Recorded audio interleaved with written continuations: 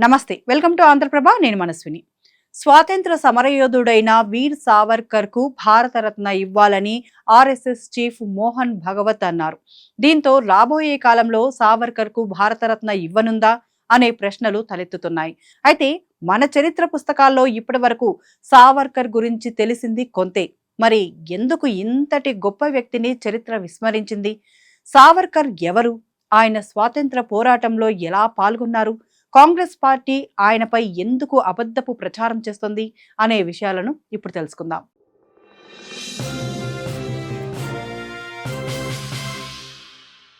మన దేశ స్వాతంత్రం కోసం అనేక మంది వీరులు పోరాటం చేశారు. ఒక్కొక్కరిది ఒక్కొక్క పంద. శాంతియుతంగా స్వాతంత్రం తెచ్చుకోవాలని గాంధీ భావిస్తే, యుద్ధం చేసి స్వాతంత్రం సాధించుకోవాలని నేతాజీ భావించారు. అదే సమయంలో ఈ దేశంలో మైనార్టీలంతా ఏకమయ్యారని, దీన్ని అడ్డుకోకపోతే దేశం విచ్ఛిన్నమవుతుందని, తద్వారా దేశాన్ని ఏకం చేయాలంటే హిందువులు ఈ విషయంపై సంఘటితంగా ఉండాలని భావించిన వారు వీర్ సావర్కర్. సావర్కర్ అంటే ఒక పేరు కాదు, ఆయన ఒక కవి. అతని కలంతో దేశ ప్రజల్లో స్వాతంత్ర కాంక్ష రగల్చిన మహానుభావుడు. గాంధీ వంటి వారే ఆయన రచనలను గొప్పవని కొనియాడారు.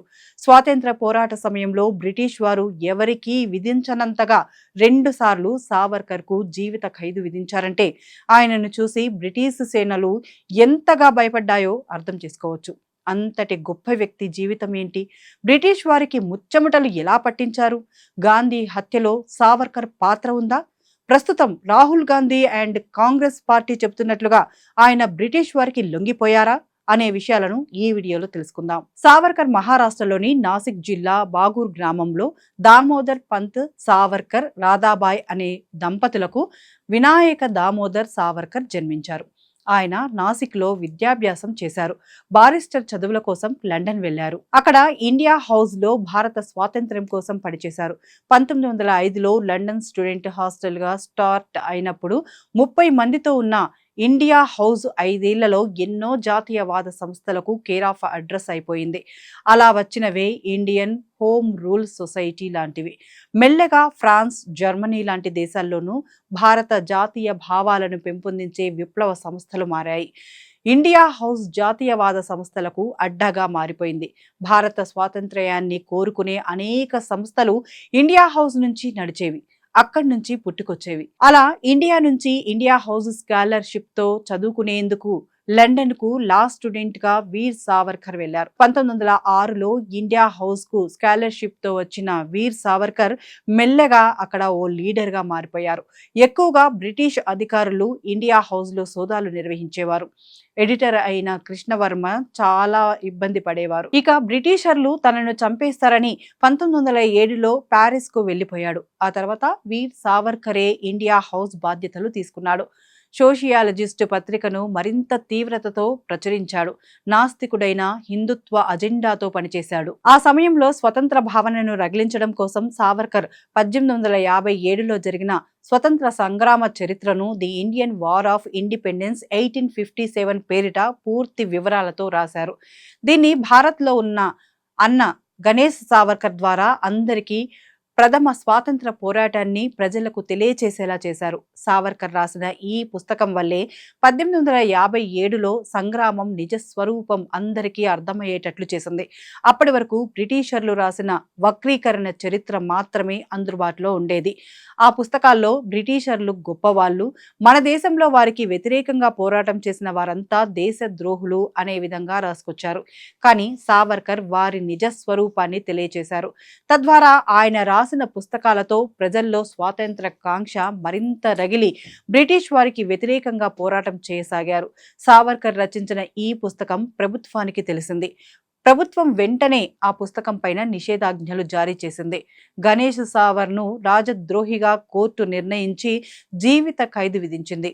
జస్ట్ ఒక్క పుస్తకాన్ని చూసి బ్రిటిష్ వారు ఎంతగా భయపడ్డారంటే ఆయన రచనలు ఎంత గొప్పవో అర్థం చేసుకోవచ్చు. వినాయక్ సావర్కర్ లండన్ లో బారిస్టర్ పరీక్షల్లో ఉత్తీర్ణుడయ్యాడు. భారతదేశానికి తిరిగి వచ్చేందుకు విక్టోరియా స్టేషన్ చేరుకున్న సావర్కర్ ను ప్రభుత్వం స్టేషన్లోనే నిర్బంధించింది.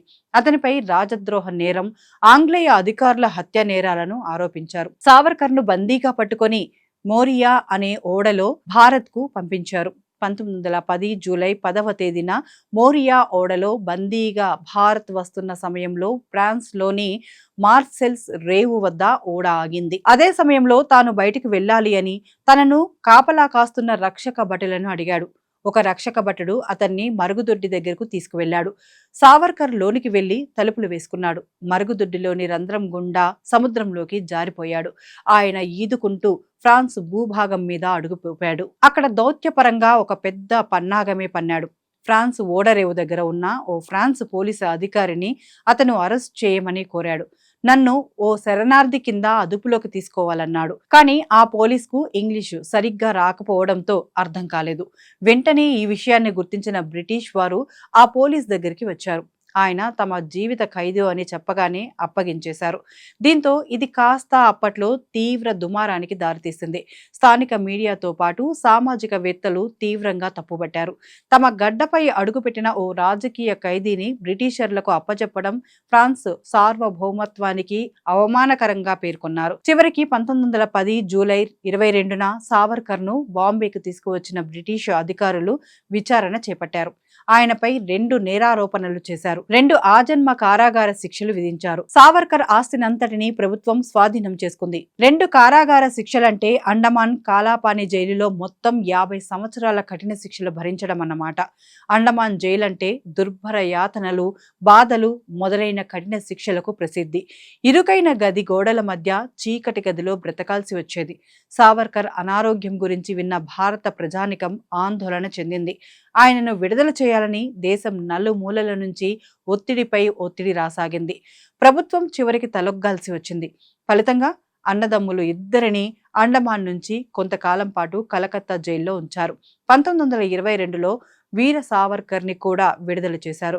1937 వరకు రత్నగిరి జిల్లాలో గృహ నిర్బంధంలోనే మగ్గారు. ఆ తర్వాత బయటికి వచ్చి హిందూ ఐక్యతను చాటారు. ఓవైపు ముస్లిం లీగ్ ముస్లిం ఐక్యతను సాధించి దేశ విభజన కోసం కుట్రలు పన్నుతోంది.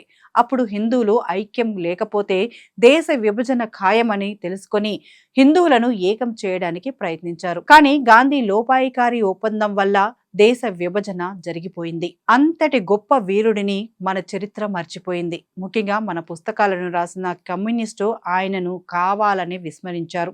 తద్వారా ఆయన గురించి ఎవరికీ తెలియకుండా పోయింది. ఇప్పటికీ కాంగ్రెస్ పార్టీ, రాహుల్ గాంధీ ఆయనను బ్రిటిషర్లకు లొంగిపోయారనే నిందలు మోపుతున్నారు. కానీ అదే సావర్కర్ను కొనియాడుతూ ఒకప్పటి ప్రధాని ఇందిరాగాంధీ ఆయన పేరిట ఓ పోస్టల్ స్టాంప్ ను సైతం విడుదల చేశారు. దీన్ని బట్టి చూసుకుంటే ఆయన ఎంతటి గొప్ప సమరయోధుడో అర్థం చేసుకోవచ్చు. మొత్తంగా చూస్తే వీర్ సావర్కర్ కు భారతరత్న ఇవ్వాల్సిన అవసరం ఎంతైనా ఉంది. దీన్ని RSS తో పాటు బీజేపీ ఎంతో కాలంగా డిమాండ్ చేస్తోంది. తద్వారా భవిష్యత్తులో ఖచ్చితంగా మోదీ ప్రభుత్వం ఆయనకు భారతరత్న ఇవ్వవచ్చునని స్పష్టమవుతోంది.